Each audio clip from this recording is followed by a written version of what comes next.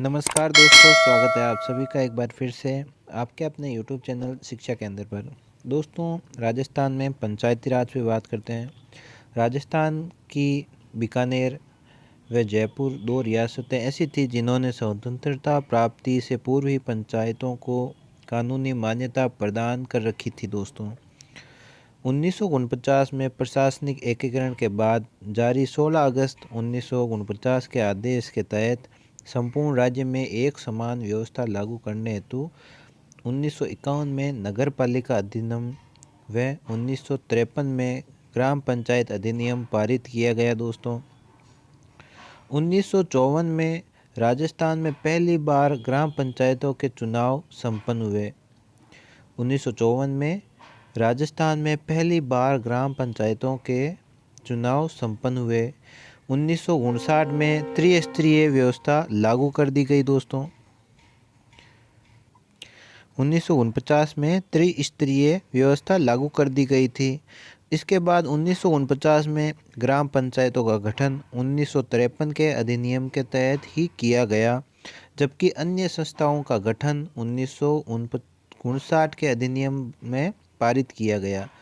1953 में पंचायतों को व नगरपालिकाओं को 73वें व 74वें संविधान संशोधन के तहत संवैधानिक मान्यता प्रदान की गई थी। दोस्तों, ये जो अभी हम टॉपिक पढ़ रहे हैं दोस्तों, ये बहुत ही महत्वपूर्ण है ग्राम सेवक के लिए, क्योंकि यहाँ उसके अंदर एक टॉपिक था कि राजस्थान में पंचायती जो ढांचा है उसके बारे में बताइए। तो ये टॉपिक हमें बहुत ही इम्पोर्टेंट उसके नज़रिए से है, इसलिए इसको ध्यान से देख लीजिए।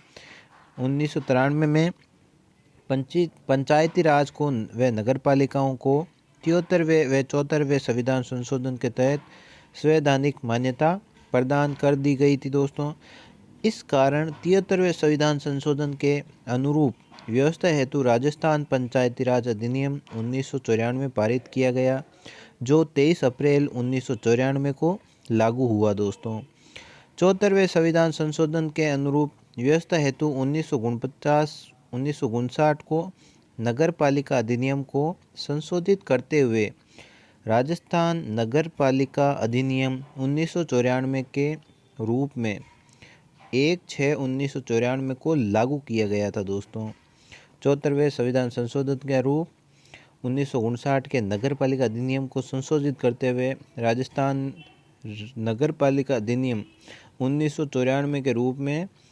1/6/1994 को लागू किया गया था। दोस्तों, 1996 में राजस्थान सरकार ने पंचायती राज नियम पारित किए, जो दिसंबर 1996 में लागू हुए थे। दोस्तों, राज्य सरकार ने पंचायती राज नियम पारित किए थे जो दिसंबर 1996 में लागू हुए थे। दोस्तों, भारत सरकार ने 1996 में अनुसूचित क्षेत्रों पर पंचायती विस्तार अधिनियम PESA एक्ट पेसा एक्ट पारित किया, जो वर्तमान में 10 राज्यों पर लागू है। दोस्तों, इसका प्रमुख उद्देश्य ग्राम सभा को शक्तिशाली बनाना है।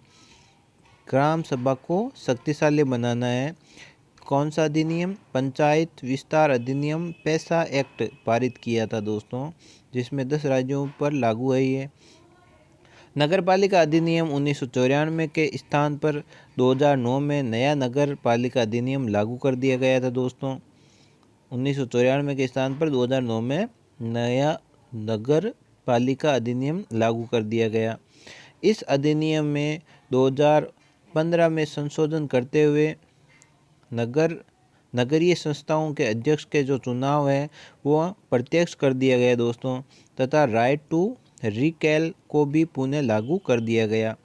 राइट टू रिकॉल पहली बार लागू 2011 में किया गया था। दोस्तों, और राइट टू रिकॉल का पहली बार प्रयोग 12/12/12 यानी 12 की मंगरोल नगरपालिका के सभापति अशोक जैन के विरुद्ध किया गया, परंतु पारित नहीं हुआ था। दोस्तों, राइट टू रिकॉल का पहली बार प्रयोग 12 की मंगरोल नगरपालिका के सभापति अशोक जैन के विरुद्ध किया गया था, परंतु पारित नहीं हुआ।